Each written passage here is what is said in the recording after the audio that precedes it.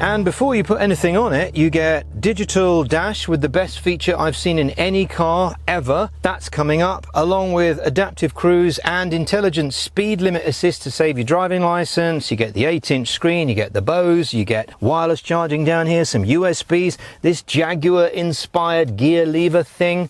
It's a twist, never mind, and all the space in the back. Well, I say all that space, there isn't all that much, and there isn't really that much for your two least favourite children in the back, although they do get cup holders and USBs. This is a nice reclining seat, of which I have my own cup holder, I have my own heated seat, and I've got a blind.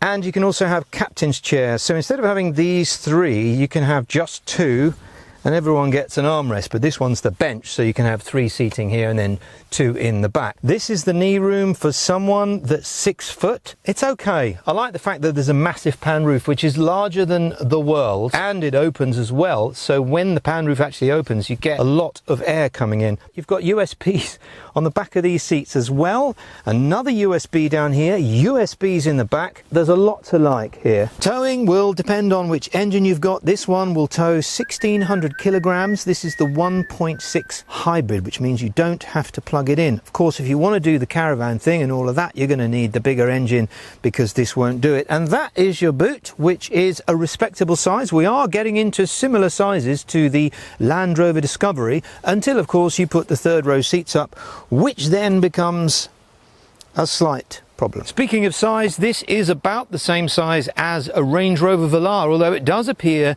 to be bigger when you look at it. And it could just be me, but I wonder if this looks a little bit like the new Lincoln Navigator from the front and from the side, or even at a push, the new Escalade. Either way, I don't know if that's a deliberate thing, but it does make me feel American and want to drive it. Get behind the wheel and you feel pretty good. It feels like a proper 4x4. It's high up and commanding, unlike, say, a Touareg, which actually has quite a low seating position. You also don't pay as much as you would for a Touareg, and I think you'll be very surprised at how much one of these is.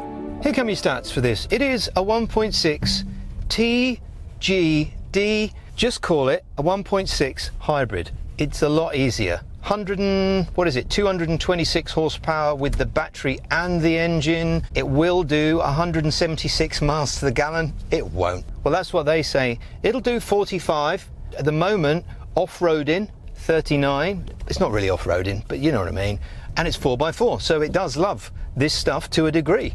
You know what? Bring on anything. Next, an intervention, because Leasing.com brought in an agency guy to supervise me and make sure I'm making a good video for the target market. Show him the back. I've just said there's no room in the back. Why do you need... Oh, right, fine. That lever there. Oh, right, well, there's a button. Okay.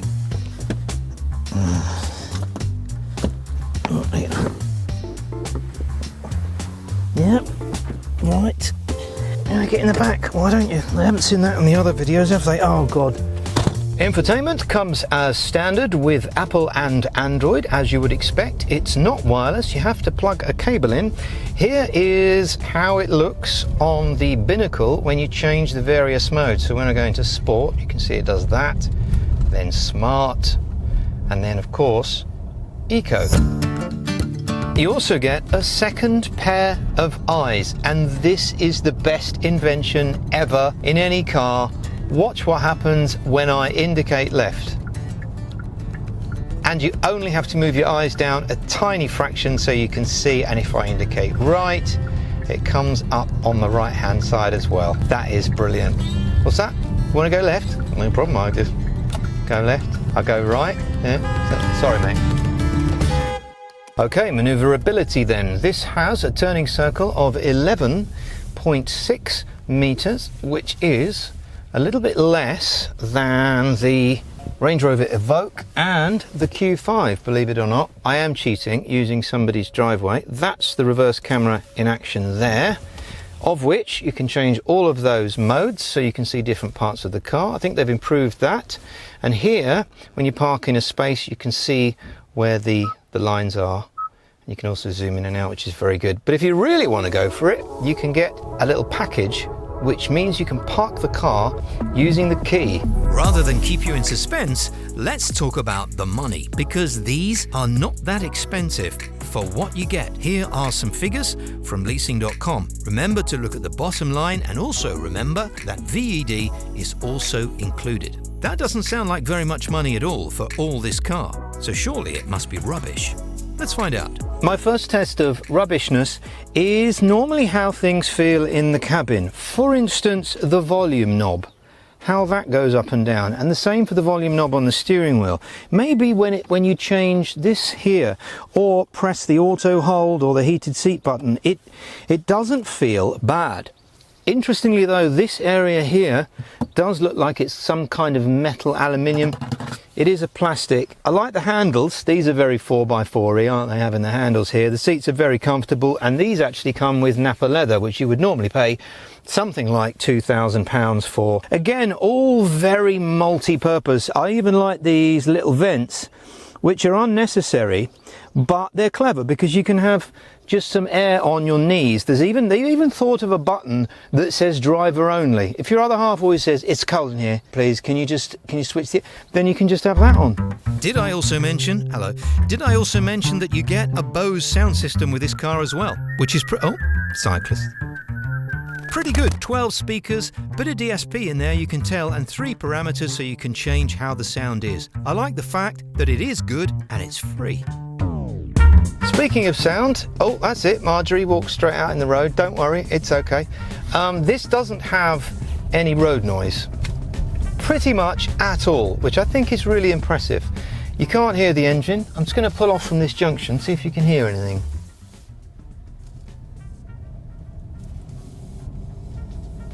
There's the engine coming in now. You hear a little bit of a whir, but really quiet at slow speeds.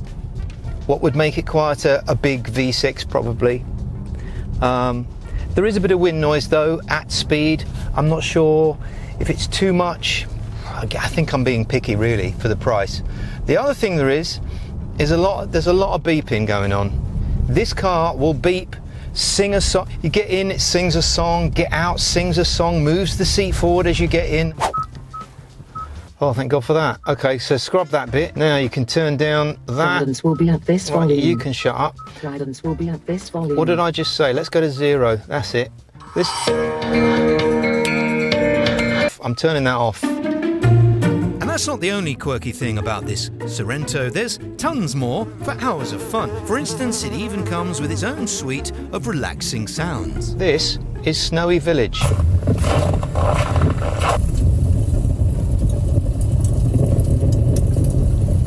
Of course, this isn't going to be annoying in the slightest with the kids doing this. You all right, Mum? Do you want to have a little lie down? Lower left. 1, 2, 3, occlusal buckle. What do you mean you haven't got enough legroom? That one's Lively Forest. It's very lively, isn't it? One thing I am surprised about is how this tiny little engine can move this mass around so well. That's a credit to the design, really. It's medium heavy. It's 2,000 kilograms, this car. So compared to a Mercedes E-Class estate, it's actually lighter. It's also a little bit lighter than the Land Rover Discovery, but compare it to a RAV4 and it's 500 kilograms heavier. But I don't think that's a problem because you're going to be pottering around in this. It's not particularly fast. 0 to 60 is about 9 seconds. It just does everything so well. In that respect, this non-plug-in hybrid makes the most sense for me. The other models, well, fine, but it does mean paying an extra £40 a month on VED alone. Spec one of these up correctly and I can confidently say you won't have made a mistake. And for more on my personal likes and dislikes, you can see the description.